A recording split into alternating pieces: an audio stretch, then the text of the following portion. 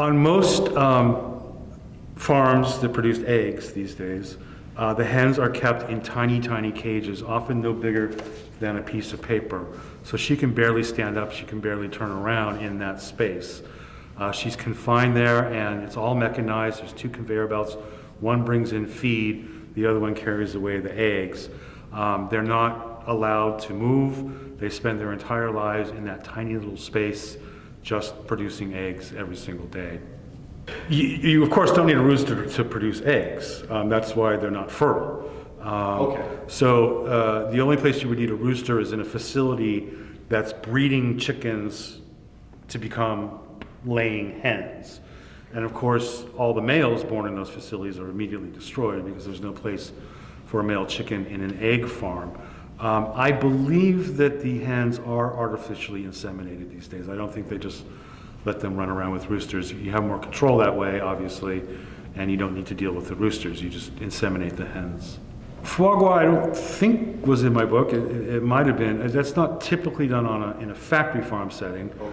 It's done in a smaller setting, but it's a horrible thing where the geese are constrained, and with a tube or something like it, they keep force feeding it. The idea is to get the liver as fatty as you possibly can before you kill the goose and take the liver. It's considered an extremely inhumane practice. That's why I believe it's been outlawed in the state of California and possibly in other places. Certainly animal welfare advocates are extremely opposed to this practice because it's very, very hard on the bird, obviously, and very unhealthy. It is very barbaric, and if you've seen it either in person or on videos and photographs, it's heart-wrenching to see these female pigs that are kept in these crates. They can barely stand up. The bars are pressing against their flesh. And then once they give birth, the piglets are removed and they're kept outside the crate so that the mother won't roll over and kill them accidentally. And she is kept in that crate her entire life. And as soon as she has one litter and that litter is weaned and taken off to a factory farm, she's impregnated again. And again, these crates are kept indoors. She never breathes fresh air. She never sees the light of day. She never gets to go out on pasture. She never gets to forage. All these things that pigs and other animals evolved to do. So they're even cut off from a social life. They're cut off from their own young, and they are confined in this incredibly small space. As for the veal calves, again, on a dairy farm, there's no place for males. Again, everything is artificially inseminated, and males don't produce milk. So the second they're born, they're snatched away from their mothers and given formula, and then they're put in what are called hutches, which is basically like a tiny little kennel, often with a hole so that the animal can breathe fresh air, stick its nose out and get some air. But they're often tethered as well. They can't turn around. They can't move at all. That's because Americans like veal because it's white and tender, and you don't want that calf to develop any type of muscle tissue. You're trying to preserve that very tender white veal meat, and so they prevent the calf from getting any exercise before they slaughter it. When chickens are slaughtered, typically they're taken and they're tied up by their feet upside down, and they're lowered into electrified water, which stuns them so that they can then be slaughtered more easily. I do write about animal welfare a lot these days. I write for a website called takepart.com. I typically write about wildlife and issues affecting wildlife as well as the environment, but I do also write about how factory farming affects the environment, the air and the water and the soil. This book, Animal Factory, was my second book. My third book was called Death at SeaWorld, so it's sort of tangentially related because that's about the keeping of killer whales in captivity and what it does to them. And there's an interesting parallel there because killer whales, of course, are enormous, and in the wild they can swim up to 100 miles a day, but at a place like SeaWorld, just down the road here in Orlando, they're kept in basically what amounts to a swimming pool. And that leads to an incredible amount of stress and health issues for them.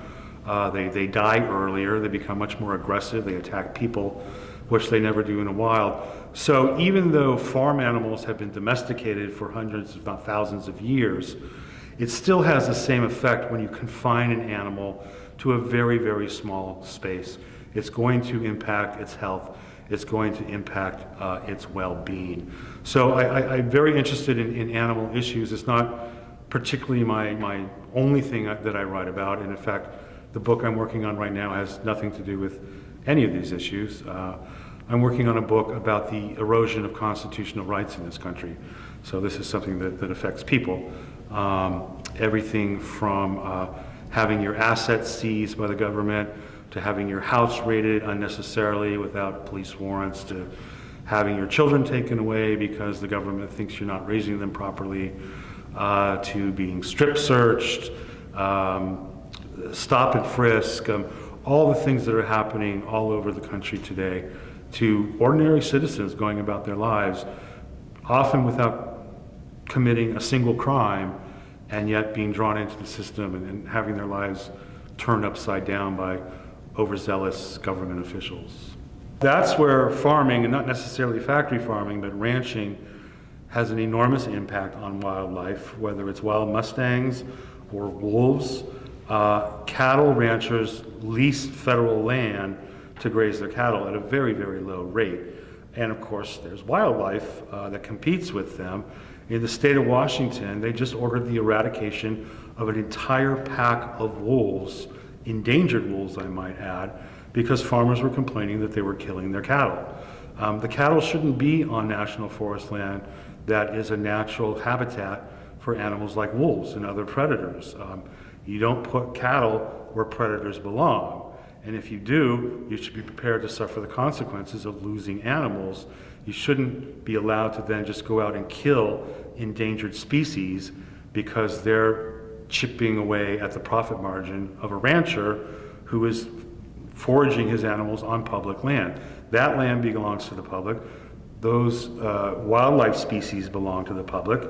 It's in the public's interest to preserve them, particularly the endangered ones, and yet they're the ones that get sacrificed so that the cattle ranchers can continue to use public lands to graze their cattle. So there is definitely a connection there between animal farming and wildlife. And that's where the predators come in. Without predators, you are going to get overpopulation of their prey. By eliminating predators, you might be saving the cattle, but you're creating an imbalance in the ecosystem that took thousands and thousands of years to evolve. The thing that struck me most, other than the suffering of the animals itself, which is very, very hard to witness, is the impact on rural communities and the impact on families who live in these areas when a factory farm comes in. Their lives are upturned as well, not only dealing with water pollution, polluted wells, and the air that they're breathing, but their property values go down, their quality of life goes down, they can't enjoy the outside, they can't hang their laundry out to dry, and it affects local economies. For example, feed trucks coming in and out tear up the roads, and the county ends up footing the bill. The taxpayers pay for that. With all the migrant workers coming through to work on these farms, there's an increase on demand for social services, for health, for education, possibly for food assistance. So, and they don't create that many jobs. So the economic and the social impact on rural communities is enormous. And most people, when they're at the supermarket, they may think, oh, was this cow raised humanely, or did it pollute the water? But what they're certainly not thinking about is the people who suffer tremendously when a large factory farm moves in near their home. I've seen grown men, I've seen Iraq war veterans break down into tears talking about what happened. I spoke to one guy, he went to fight in Iraq, he came back, there was a hog factory farm that was built right across the street from his house. And he had all these problems, falling property values, not being able to use the outside, dealing with health issues. And he broke down and cried, a grown man. It ruins families, it ruins households. And very few of them can successfully get any kind of compensation for those types of losses. We're consumers, and we're voters, and we're citizens.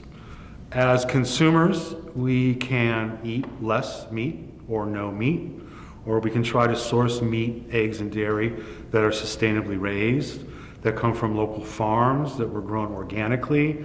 The consumer has a lot more power than they realize, and if people started, even if it took more money to put food on your table, the more you buy sustainably or locally, the less people are buying from these large mechanized farms, which would reduce the profits of these companies and make factory farming eventually less attractive to them. So consumers have a lot more power than they realize.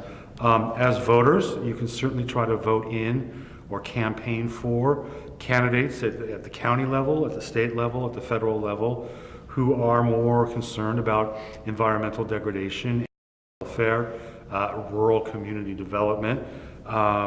They tend to be more progressive, although there are certainly plenty of Democrats who support the factory farming system. So I'm not saying that it's one party over the other necessarily, but if you are an environmental voter, this is certainly something that you would want to keep into account. And when you're looking at two different candidates, who has a better record environmentally in general, and particularly in terms of regulating things like factory farms. And then as citizens, there's things you can do, such as launch a citizens lawsuit under the Clean Water Act. You can organize locally. You can try to change zoning laws. You can work to try to just change public opinion, both among lawmakers and the public in general, to raise awareness, to let people know that this is going on, to describe the problems that this type of farming is creating, and hopefully to create a better environment where we would have stricter regulations and where factory farms would be certainly better neighbors and more environmentally friendly, and possibly eventually move us away from this concentrated model and back to a more diversified system of small, sustainable family farms. A lot of this fight does go on at the local level. The problem is, I think all 50 states have what are called right to farm laws, and I believe those preempt local zoning ordinances. So I'm not sure in many states if local communities can basically outlaw factory farms coming in. They can regulate them, they do have permitting power, but I don't think they can outright stop these farms from coming in. But there are things that can be done at the local level. A lot is done at the state level, and the federal government can get involved too. The EPA, the USDA. President Obama had a long list of promises for rural reform that would also would have helped sustain family farms at the expense of the factory farming system, but he really didn't follow through with very many of those promises. But the federal government does have a lot of power in regulating some of these things, particularly in terms of clean water and clean air. Also things such as the processing plants. I believe the USDA has some say over that. So, you know, it's, you choose your battles carefully, but a lot of this is done at the local level.